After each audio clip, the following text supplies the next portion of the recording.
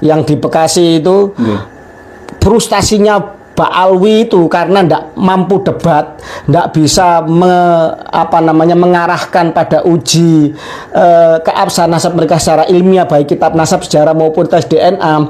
Mereka kan karena otaknya pendek, ya kan, karena nggak bisa membuktikan, kan bisa marah-marah. Sama Tengku Kori kan dikoordinir untuk menunjukkan ini loh watak asli dari Habib yang frustasi gitu, dengan muhibinnya kemudian marah-marah dan lain sebagainya. Sebenarnya Tengku Kori itu menguntungkan kita.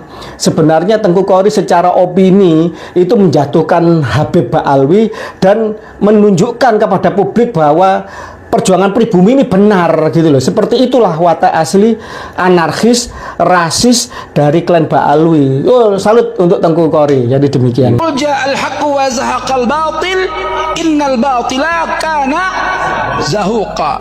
Ingat, kebenaran pasti menang, kebatilan pasti hancur. Belanda laknatullah hilang di permukaan bumi pertiwi. Jelas tidak? Kebenaran adalah kemerdekaan. Insyaallah kita pasti akan merdeka dari penjajahan Bani Ba'alwi. Jelas tidak? Saudara sekalian, ada video menarik. Ini datang dari Raden Fakih Wirahadiningrat dan Kiai Haji Nur Hiyah, ya saudara sekalian. Dimana dalam kedua pembicaraan ini salah satunya menyinggung daripada Tengku Kori. Nah, jadi kata Raden Fakih ini, saudara sekalian, Tengku Kori ini jangan dipandang sebelah mata. Karena bisa jadi Tengku Kori ini, saudara sekalian, ini kan menjadi mata-mata bagi kita untuk klan Ba'alwi ini. Kita tidak bisa memandang Tengku Kori ini dengan dengan sebelah mata. Dan Tengku Kori pun pernah, ya saudara sekalian, untuk bersumpah bahwasanya keterputusan nasab klan Ba'alwi ini, dan sekarang menjadi orang yang tergarda terdepan membela klan Ba'alwi, saudara sekalian. Apakah Anda setuju dengan pernyataan ini atau tidak, saudara sekalian? Mari kita sama-sama simak video berikut. Mohon Kanjeng Raden Tumenggung untuk menyampaikan. Baik, terima kasih. Assalamualaikum warahmatullahi wabarakatuh. Rahayu, rahayu, rahayu. Benar sekali, alhamdulillah saya bisa hadir di padepokan dari Kanjeng Raden Tumenggung Nur Ihya Hadinegoro di bumi Pasuruan ini untuk bermuwajahah, untuk sekali lagi bisa memberikan update sekaligus kita diskusi dengan Yang Mulia, seorang saudara seperjuangan yang telah tidak diragukan lagi keberaniannya, tidak diragukan lagi segudang datanya, tidak diragukan lagi narasi-narasi tajamnya yang saya pribadi harus banyak berguru kepada beliau terkait mengenai masalah gelar, masalah nama, masalah nasab dan lain sebagainya, apalah artinya. Tapi perjuangan itulah yang lebih penting daripada segala macam embel-embel itu. Itu yang paling pertama. Yang kedua, memang benar, saya baru landing tadi di Bandara Juanda, habis mengunjungi dari beberapa tempat, termasuk juga dalam koridor ke beberapa saudara, terutama dari etnis Melayu, baik yang ada di Sumatera, baik yang ada di Malaysia maupun juga di Thailand Selatan atau Patani. Jadi alhamdulillah saudara-saudara Melayu kita yang ada di mancanegara itu memang kemandirian sebagai sebuah bangsa, apalagi kalau kita melihat bahwa sistem pemerintahan kenegaraan di Malaysia berbeda dari di Indonesia. Di sana sistem monarki masih dipertahankan, walaupun kepala pemerintahan itu dipilih melalui pemilu, tetapi kepala negara itu memang masih dari owner-owner, pemilik-pemilik yang punya saham, yaitu kerajaan-kerajaan yang ada di sana. Di sana itu klan Ba'alwi tidak seperti di sini yang begitu merajalela. Walaupun kita dulu melawan penjajahan berdarah-darah, sangat heroik, tetapi sekian lama menjadi bangsa yang terjajah dan inlander itu rupanya masih melekat di dalam sebagian dari pribumi kita. Tapi kalau di Malaysia tidak, mereka tidak tidak sebebas, tidak sengawur, tidak seleluasa di Indonesia. Mereka sangat dibatasi, mereka juga harus tahu diri, jangan macam-macam di Malaysia. Karena apa? Hak-hak orang Melayu sangat dilindungi. Orang pribumi menjadi warga negara kelas 1 di sana. Oke. Terus kemudian warga imigran seperti keturunan Cina dan India itu di bawahnya pribumi. Dan harusnya memang seperti itu. Di Indonesia. Kalau kita melihat seperti misalkan daerah istimewa Yogyakarta, di sana orang di luar pribumi kan dilarang untuk punya aset tanah dan lain sebagainya. Harusnya memang seperti itu. Pribumi sebagai pemilik bangsa yang asli yang telah tinggal berbaur ribuan tahun lamanya memang harus diutamakan daripada orang-orang yang baru datang, apalagi klan Ba'alwi yang jelas-jelas tidak ikut berjuang di dalam kemerdekaan bangsa. Mereka juga absen di banyak momen penting perjuangan bangsa kita, bahkan kemudian mereka menjadi anti kolonial dan hingga sekarang mereka masih menerapkan segregasi kelas, politik rasis, sistem rasis yang sangat tidak layak di alam kemerdekaan ini gitu. Apalagi di Brunei, Kanjeng. Di Brunei itu mereka tidak punya ruang sama sekali.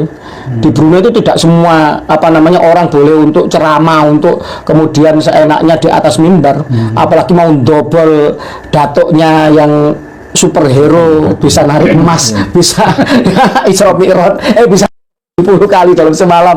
Ya itu nggak mungkin di Brunei sana, di mana sistem kerajaannya sangat makmur, sangat ketat dan luar biasa begitulah. Artinya di Nusantara terutama di luar Indonesia ini sebenarnya mereka semakin lama memang semakin sempit ruang geraknya, karena rupanya gejolak yang ada di Indonesia mereka memang awalnya dari Indonesia, tetapi mereka menangkapnya, mengaplikasinya lebih cepat karena mereka pakai sistem kerajaan monarki yang demikian tanggap. Seperti misalkan Sultan Johor yang sekarang menjadi yang di-Pertuan Agung Malaysia. Sultan Johor itu jelas mengatakan bahwa kita harus bangga sebagai orang Melayu untuk memakai baju tradisional, adat istiadat dan bahasa dan lain sebagainya ala Melayu, bukan ala Yaman. Jadi semacam itu jelas yang di Pertuan Agung Sultan Ibrahim kalau nggak salah. Itulah.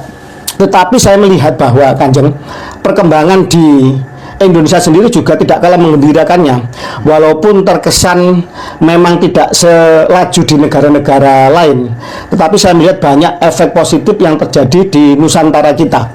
Kalau Kanjeng misalkan jeli, kita melihat seperti misalkan yang pertama, para nakib sudah mulai berdatangan ya, lewat Nakoba Ansab Aulia Tis'ah, luar biasa sekali.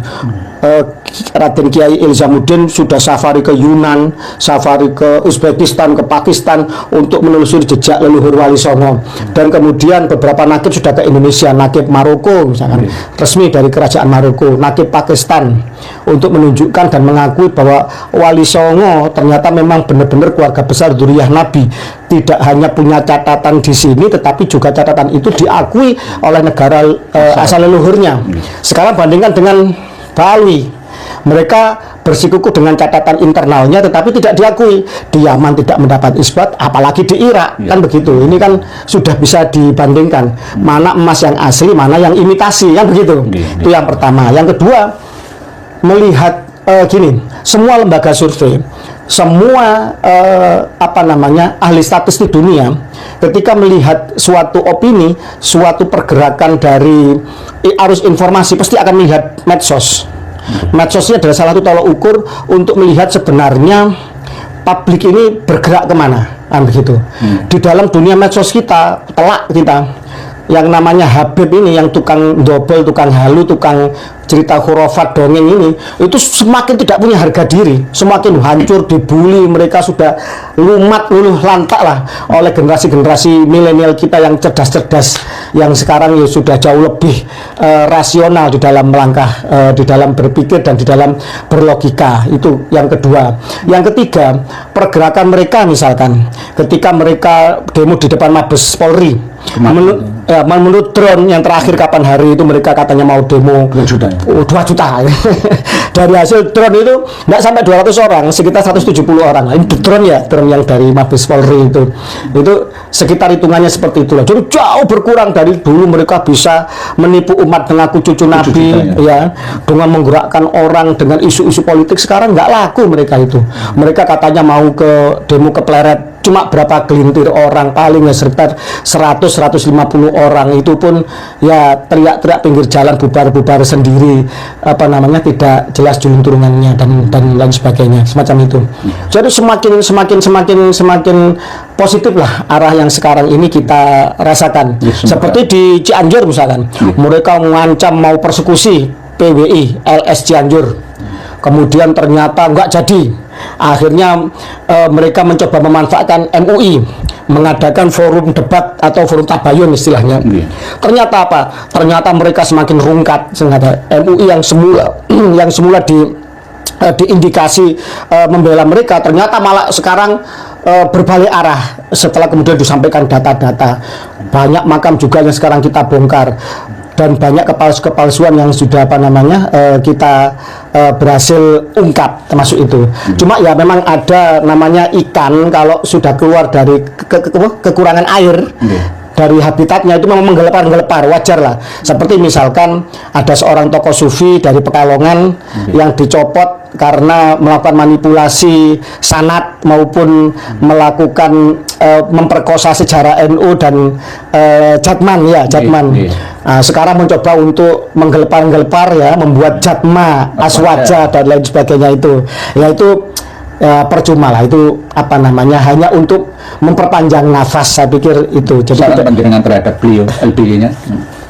Jadi begini, umur manusia itu pasti akan berkurang untuk menuju ke arah kematian.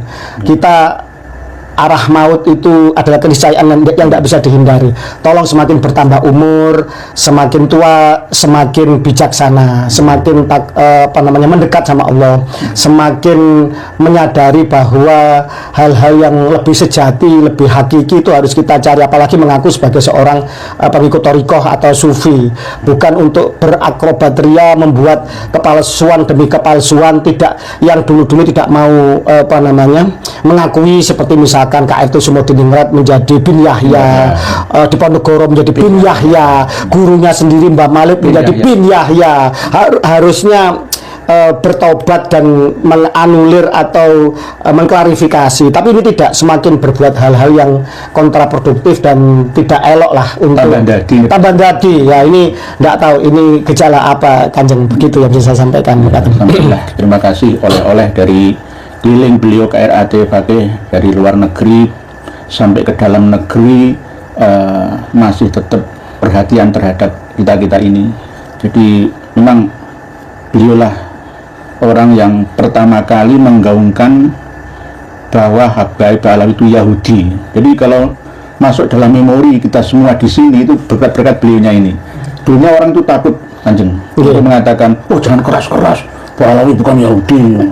Itu aja, jangan keras-kerasan. Tapi ternyata sekarang sudah melebar kemana-mana, masuk dalam memori santri, mana saja, para kiai juga. Betul. Ketika saya menggaungkan pertama kali itu, Mas Dr. Sugeng sendiri yang masih famili saya, yang masih famili kita, masih saudara, itu juga menasihati saya, tolong jangan keras-keras. Saya waktu itu menyatakan bahwa mereka keturunan dari Yuya atau Fir'aun. Ternyata kemudian setelah beliau sebagai pakar genetik ya, seorang doktoral ya, itu kemudian menghitung sungguhan tentang laju mutasi, tentang kemungkinan pernikahan dari sejarah-sejarah dan lain sebagainya. Ternyata benar, ada kemudian keturunan Yuya, keturunan dari Fir'aun misalkan. Kemudian waktu itu setelah saya sampaikan data dari jawisdna.net tentang 2 sampel Jamalullah dan Assegaf diakui sebagai bagian dari keluarga besar Yahudi internasional, dan sumbernya ini juga dari istrinya senior saya yang ada di Jerman yang menikahi perempuan Yahudi Ashkenazi. Ternyata juga tidak ada bantahan sampai hari ini bahwa haplogrup mereka, haplogrup G2 ini memang dari Kaukasus dengan kode PF 3296, ada di banyak keluarga Yahudi. Terus kemudian kedekatan-kedekatan genetis mereka, wajah mereka, tarian-tarian mereka, bahkan rasisme yang mereka usung sampai sekarang, sifat seolah menjadi sifat keturunan genetik ya, itu sama dengan di Israel. Mereka kan sampai sekarang kan masih rasis, memalsu makam juga sama dengan di Israel. Jadi katanya Kiai Syarif Rahmat itu kalau anaknya anjing akan menggonggong, anaknya kerbau akan menguak, anaknya kambing akan mengembek. Kalau anaknya orang rasis ya pasti akan rasis kan begitu. Jatuh tidak akan jauh. Dia jatuh tidak akan jauh dari pohonnya. Jadi begitu. Contoh misalkan mohon izin, mungkin apa statement saya ini akan menabrak dan mengagetkan dari publik, mungkin dari publik kebanyakan. Tengku Kori. Tengku Kori itu sahabat saya, Kanjeng. Sampai detik ini saya tidak pernah berbenturan dengan beliau, tidak pernah saya crash sama beliau. Kami tetap baik-baik saja, kami saling menghormati. Bahkan beliau pernah tidur di kepalanya di pangkuan saya. Sangat mesra hubungan kami. Tidak ada sedikit pun di antara kami crash secara pribadi atau itu. Kami saling menghormati. Jadi banyak orang yang salah sangka terhadap Tengku Kori. Tengku Kori ini dari Aceh. Memang tes DNA haplogrupnya L. Perkara L itu keturunan India, keturunan Persia, atau L dari mana, itu lain soal. Tetapi ingat, orang Aceh ini bangsa pejuang, kan begitu. Ingat Teku Umar. Teku Umar kan pernah seolah-olah tunduk pada Belanda. Kemudian setelah mereka mendapatkan senjata dari Belanda, sudah tahu kelemahan Belanda, sudah tahu itu, berbalik arah untuk melawan Belanda. Tengku Kori pernah bersumpah, ya, bahkan mengatakan jahanam. Mbak Alwi pernah bersumpah bahwa hakul yakin, kalau nggak salah wallahi wa rasul, kalau nggak salah, saya lupa redaksionalnya, tentang kepalsuan nasab Mbak Alwi. Tiba-tiba kemudian berbalik arah ke sana, ya kan. Terus kemudian beliau mempertunjukkan bagaimana beliau yang membela Mbak Alwi diperlakukan dengan disepelekan, ya kan, tidak disalami, kayak kemudian diabaikan. Terakhir testimoninya itu ditipu, katanya mau dikasih duit nggak dikasih, disuruh datang diusir. Kemudian terakhir yang di Bekasi itu frustasinya Mbak Alwi itu karena tidak mampu debat, tidak bisa mengarahkan pada uji keabsahan nasab mereka secara ilmiah, baik kitab nasab sejarah maupun tes DNA. Mereka kan karena otaknya pendek, ya kan, karena nggak bisa membuktikan, kan biasanya marah-marah. Sama Tengku Kori kan dikoordinir untuk menunjukkan ini loh watak asli dari Habib yang frustasi gitu, dengan muhibinnya kemudian marah-marah dan lain sebagainya. Sebenarnya Tengku Kori itu menguntungkan kita. Sebenarnya Tengku Kori secara opini itu menjatuhkan Habib Ba'alwi dan menunjukkan kepada publik bahwa perjuangan pribumi ini benar, gitu loh. Seperti itulah watak asli anarkis, rasis dari klan Ba'alwi. Salut untuk Tengku Kori. Jadi demikian. Semoga saja apa yang Kanjeng Raden Arya Tumenggung Fakih ini benar, sehingga bisa menjadi harapan kita bahwa apa yang dilakukan beliau Dik Kori ini benar-benar berada di pihak kita. Betul. Bagi kebanyakan orang, Kanjeng, ini berada di pihak Ba'alawi. Ya biarin aja. Ya syukurlah kalau kemudian Ba'alawi merasa Tengku Kori di pihak mereka. Ya lebih bagus lagi kalau semacam itu. Jadi itu saya sangat syukuri kalau kemudian Ba'alawi menelan mentah-mentah itu, kan begitu. Memang secara pribadi saya juga tidak pernah berkonflik dengan beliau, dengan panjenengan juga. Beliau tidak pernah berkonflik secara pribadi, tetapi kemungkinan beliau melewati batas sehingga bergerak ke lawan kita. Maka ini kadang-kadang yang menjadi pro dan kontra.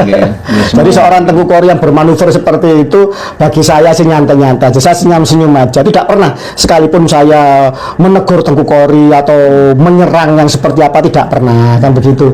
Cuma hasil tes DNA-nya haplogrup L, bahwa beliau bukan garis lurus laki-laki ke Rasulullah. Beliau sudah bilang kok, kalau tes DNA saya bukan J1, bagi saya nggak masalah, saya bukan keturunan lurus laki-laki ke Imam Ali. Pernah statement seperti itu. Sebenarnya nggak ada masalah. Semua pribumi Nusantara ini sebenarnya apapun haplogrupnya, ada yang C, yang dari orang Batak, banyak dari saudara Batak banyak yang C, seperti orang Mongol. Banyak yang O, ada juga yang L, ada juga yang R. Mungkin dulu ada persilangan pernikahan dengan orang Belanda atau orang Persia, nggak ada masalah. Al-Ghadri itu R, Al-Ghadri itu diba'alawikan, haplogrup mereka itu YDNA-nya itu R, bukan G. Jadi jelas mereka itu adalah keturunan Persia dan mereka itu bukan Ba'alawi, tapi mereka diba'alawikan oleh Belanda. Dalam buku-buku sejarah yang datang ke Matan, Mempawah, Sukadana, yang akhirnya menurunkan Kesultanan Pontianak itu dari marga Jamalul Lail, Kanjeng. Padahal Jamalul Lail jenengan sudah tahu dari G, 201 itu, dari G, dan diakui menjadi marga Yahudi, marga Yahudi dari Kaukasus itu.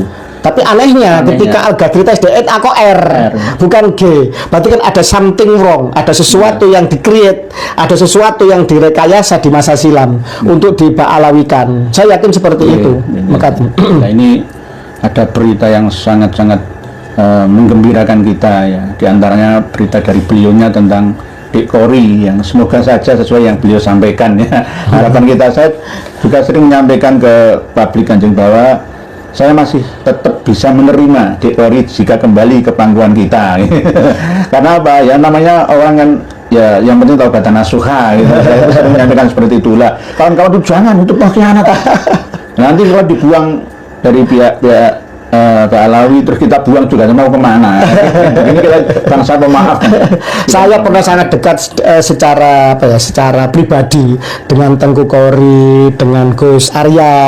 Tidak ada masalah dengan mereka berdua gitu loh. Saya tahu mereka sedang melakukan apa, sedang berakrobat apa, mereka sedang bagaimana. Saya yakin kok Gus Arya itu juga track recordnya dulu melawan 212 tahun 2017, 2018 sampai 2020-an itu juga luar biasa. Jadi kemudian ketika beliau melakukan sesuatu yang berbeda, itu sebenarnya bagi saya adalah suatu anomali yang by design. Karena apa?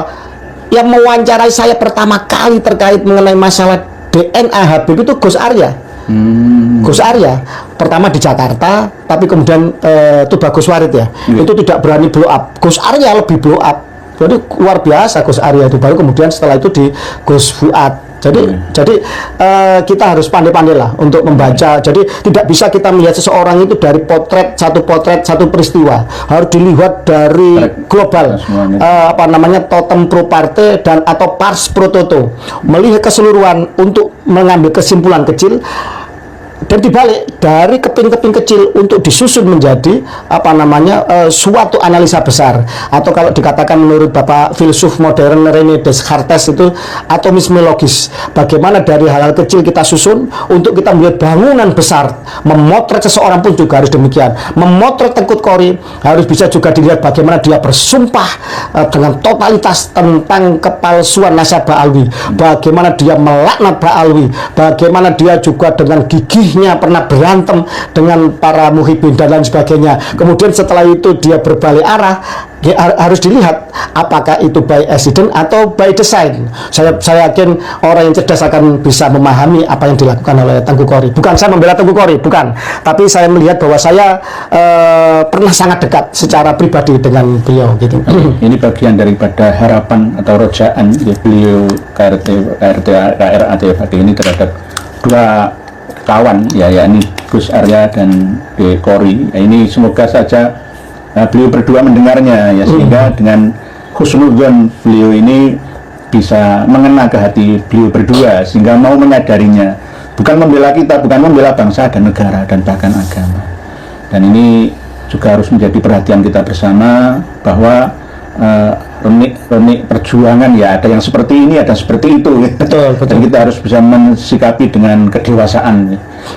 Ini terus begini kan, Kanjeng, apakah para habaib juga tidak memasang orang-orang yang menjadi spionase di barisan kita? Pasti ada penyusup. Sebagaimana kita juga memasang orang-orang juga di mereka kan begitu, untuk kemudian saling melihat bahwa sebenarnya kalau kita bicara konteks di dalam konteks perang ya, mereka kan pakai wacana perang, kita halal darahnya dan sebagainya. Gus Fuad halal darahnya dan belum jelas kesalahannya kok udah halal darahnya. Nah, ini aneh ini lah. Sama. Ini bagian playing of game, saya pikir itu nggak ada masalah. Cuma endingnya sama kok nanti, bahwa peradaban dibangun dengan akal sehat dan ilmu pengetahuan. Barang siapa melawan keduanya akan jadi sampah peradaban. Itu aja. Terima kasih Kanjeng.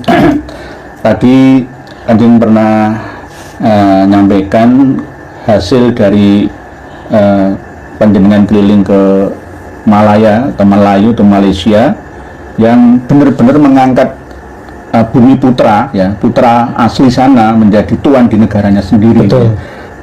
Dan sistem pemerintahan di sana ya hampir sama seperti Brunei Darussalam, itu benar-benar selalu tanggap terhadap wacana perkembangan di masyarakatnya.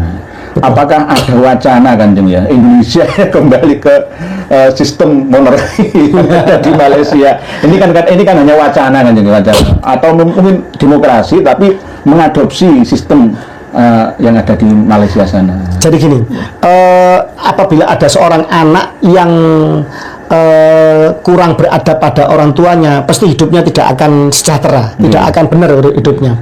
Demikian juga Republik ini memiliki hutang budi kepada kerajaan-kerajaan Nusantara yang dulu memberikan kedaulatannya, wilayahnya, rakyatnya, emasnya sebagai untuk modal ya, untuk membangun negeri, untuk mencetak mata uang dan lain sebagainya.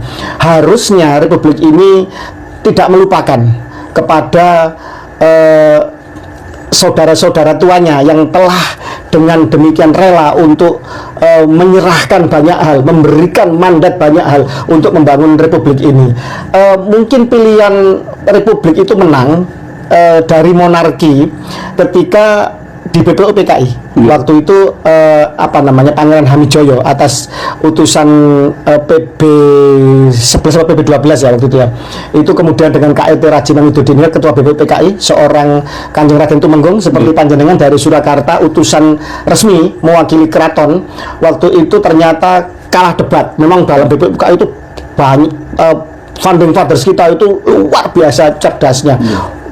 Ahli membaca, ahli analisis, orang yang ditempa oleh situasi sehingga mereka menjadi orang-orang pemikir yang luar biasa, sehingga sistem monarki kalah oleh Republik.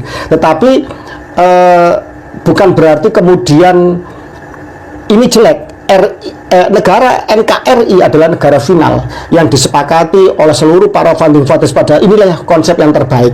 Cuma seyogianya NKRI kita ini tetap memperhatikan kerajaan-kerajaan Nusantara ini sebagai owner-owner yang asli, yang dulu memberikan kedaulatan wilayahnya, rakyatnya kepada Republik. Sehingga ketika Belanda bertanya kepada Indonesia, "You pengen merdeka, you punya apa? Mana wilayahmu? Mana rakyatmu? Mana kedaulatanmu?" Soekarno mengatakan, ini stempel, ini mandat, ini kedaulatan, ini rakyat, ini wilayah dari kerajaan-kerajaan yang ada sebelum Indonesia, nama Indonesia ada, yang memberikannya kepada saya untuk menuju kepada Indonesia merdeka. Lah, ini jangan dilupakan, jas merah, jangan sekali-kali melupakan sejarah. Saya yakin kalau kemudian kembali ke arah situ, ini akan membawa hal yang sangat positif secara marwah, secara moral, secara hukum karma. Maksud saya gitu. Ini nanti negara ini akan berjalan di rel yang benar. Tapi saya yakin Bapak Prabowo Subianto, presiden kita, ketika kampanye itu selalu menggaungkan Honden en Inlander voor verboden, bahwa anjing dan pribumi itu dilarang masuk. Itu suatu kepedihan yang dibuat oleh Belanda dengan slogan-slogan bagaimana merendahkan pribumi seperti anjing.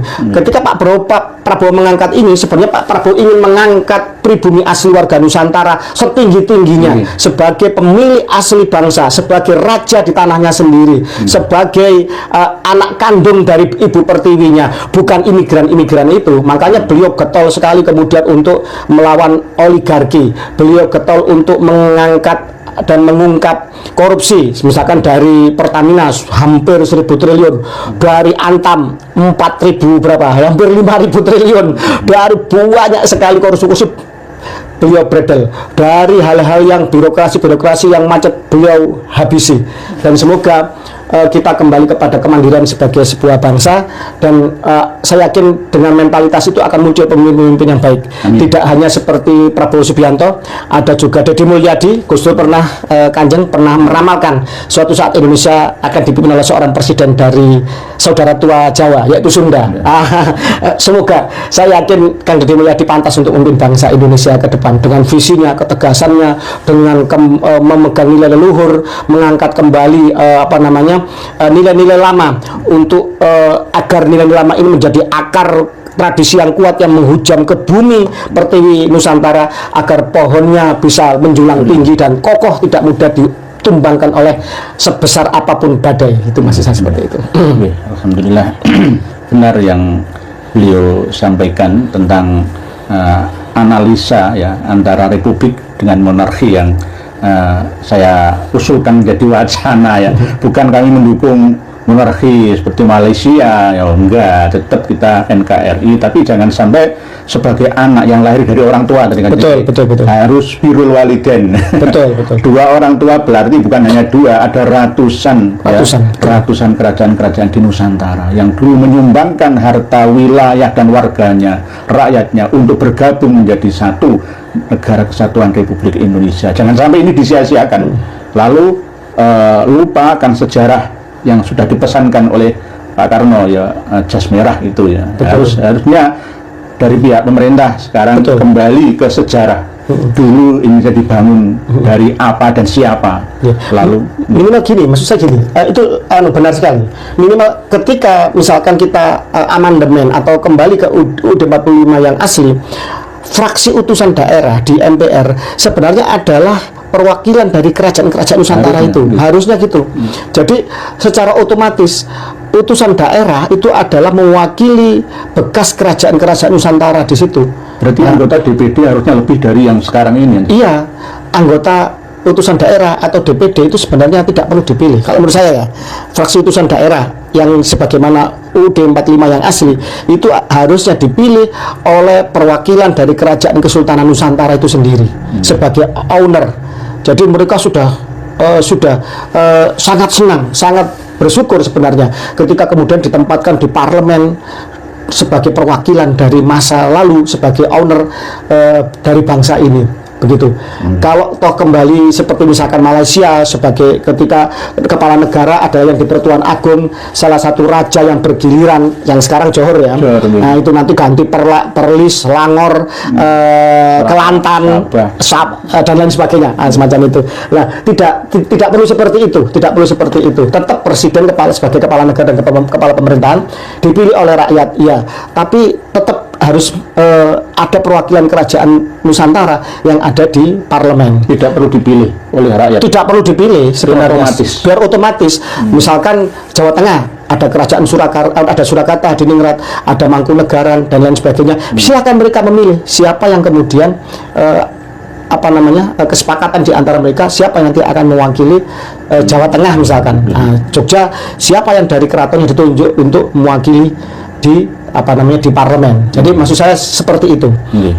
Itu akan lebih baik menurut saya. Ini bagian daripada masukan karena perjuangan kita ini tidak hanya mengurusi Balawi saja, tapi visioner kan, visioner untuk benar-benar memikirkan kesejahteraan rakyat Indonesia.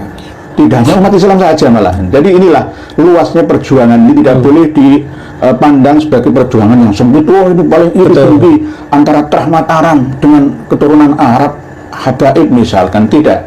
Atau keturunan Wali Songo dengan Ba'alawi, tidak itu. Tidak seperti itu. Ini visioner, selalu berwawasan dan berpandangan luas ke depan agar jangan sampai negeri yang hampir 80 tahun merdeka ini selayaknya belum merdeka. Betul. Malaysia saja merdekanya lebih duluan kita kan. Iya. Tapi di sana benar-benar mengangkat harkat dan martabat rakyatnya, tuan di negerinya sendiri. Jadi sebenarnya ada sebuah kisah. Gini kisahnya itu. Kenapa Malaysia menunda kemerdekaan? Sebenarnya kerajaan-kerajaan di Malaysia itu ingin melihat Indonesia itu nanti akan akan melaksanakan sistem politik yang seperti apa. Ternyata kemudian kerajaan-kerajaan di Nusantara di Indonesia itu seolah-olah dikebiri. Sehingga kemudian akhirnya Malaysia urung untuk gabung ke Indonesia. Jadi sebenarnya ini ada semacam ada semacam analisis seperti itu. Seperti misalkan gini, bendera Malaysia yang biru ini kan ada menunjukkan keislaman ya, bintang sama bulan sabit ya. Tapi kan ada merah putih. Mereka itu mengakui bahwa mereka adalah bagian dari vasalnya Majapahit. Ada videonya, ada orang Malaysia sendiri yang menyampaikan itu. Jadi mereka sendiri itu merasa serumpun dengan kita, merasa satu bangsa, satu bahasa dan satu akar tradisi yang sama. Tes DNA-nya pun saya yakin mirip sekali dengan kita. Memang bangsa, memang satu bangsa. Tapi begitu dilihat bahwa kok ternyata seperti itu, akhirnya mereka mengurungkan untuk gabung ke Indonesia waktu itu. Jadi semacam itu yang saya tangkap seperti itu. Ini kisah ini sebenarnya tidak populer, tapi ada semacam keinginan yang seperti itu. Contoh misalkan Sultan Johor yang sekarang jadi yang di Pertuan Agung, pada beberapa tahun silam itu sempat mengungkapkan bahwa Johor ini kan paling kaya dari migas, dari tambang, dan juga menguasai Selat Malaka, kan begitu, juga pusat industri. Karena kemudian ada semacam ketidakadilan, sempat mengatakan bagaimana kalau kami gabung dengan Indonesia saja, loh, sampai seperti itu. Artinya mereka itu sebenarnya dengan bangsa kita sebagai rumpun ras Melayu itu sebenarnya sangat dekat dan tidak ada jarak. Kita di Malaysia disambut baik, ramah semuanya, kita bercanda-canda seperti saudara dengan Pak Tani, dengan orang-orang Melayu di di Thailand Selatan, bahkan dengan orang Thailandnya yang lebih mirip ke ras Indochina-nya pun juga sebenarnya kita satu haplogroup. Pak Tani dengan Thailand asli. Kalau Pak Tani kan Melayu kan gitu. Saya kan dengan orang-orang yang berbahasa Tagalog di Filipina, apalagi dengan Mindanao, Kesultanan Sulu dan itu yang masih Melayu ya. Itu sebenarnya kita itu nggak ada jarak. Benar-benar satu rumpun. Tetapi ayo bagaimana caranya pribumi Nusantara ini benar-benar menjadi raja di negerinya sendiri. Jangan kemudian kita, leluhur kita menempati, membangun peradaban di bumi Nusantara ini semakin lama semakin terpinggirkan, kan gitu. Dan bahkan kemudian sampai dinegasikan, sampai direndahkan, sampai diperbudak, sampai dibodoh-bodohi oleh orang-orang palsu yang ngaku sebagai cucu Nabi, kan begitu. Mereka asli pun cucu Nabi. Misalkan datang sayyid-sayyid dari Medina, dari Maroko, dari Irak ke sini, kepingin merendahkan kita. Oh, no way. Mereka yang asli loh ya. Apalagi yang palsu, kan begitu. Lah naudzubillah min dzalik kan gitu. Nggih, Kanjeng. Saya juga pernah mendengar langsung dari lisan kawan-kawan yang ada di Malaysia. Mereka mengatakan Indonesia ini bodoh. Pengelolanya juga bodoh. Kenapa? Begitu kayanya sumber daya alam Indonesia, kok rakyatnya masih tertinggal jauh di bawah garis kemiskinan, lebih tinggi ekonomi Malaysia daripada Indonesia. Nilai tukar rupiah juga begitu. Betul. Kok bisa itu? Bagaimana kok bisa seperti itu? Padahal kaya raya. Kalimantan sama saja itu loh. Pulau Daruna aja itu cukup untuk menghidupi Indonesia seluruhnya, apalagi pulau-pulau lainnya. Dan yang paling penting untuk mendoktrin rakyat Malaysia di sana sejak dini dikenalkan wilayah kerajaan Malaysia semua itu dipelajari oleh anak-anak kecil generasi di sana dengan pulau yang bergambar besar. Kalau Indonesia itu kecil-kecil. Jadi pulau-pulau yang ada di Indonesia itu digambar kecil-kecil. Kayak apa? Wah, saya besar daripada Indonesia. Sehingga sepak bola pun kita kalah. Mereka benar-benar mendidik sejak dini. Jangan sampai menjadi bangsa inlander. Harus menjadi bangsa yang kuat, yang kokoh, bermartabat. Itu yang benar-benar diterapkan di sana. Jadi dengan kalau ke Malaysia, tadi pulau Malaysia mulai dari Sarawak, Sabah ya yang di Kalimantan sampai ke yang di Malaya, ya itu semuanya betul. Besar kabarnya. Indonesia kecil. Ya. Jadi kemarin saya keliling itu baik naik bis atau naik pesiaran itu kayak semacam elf itu ya, pesiaran atau naik bis itu supirnya keturunan Cina. Dan sopir malah ya. Sopirnya keturunan Cina. Sama ya di Mekah anjing. Iya. Asik itu sopir. Iya, sopir. Di sini diambung dicium tangannya bola-bali ya. Jadikan wali ya. Itu yang jadi kuli, yang bagian makanan, tukang dorong itu orang India. Ya, saya ada foto-fotonya kan begitulah.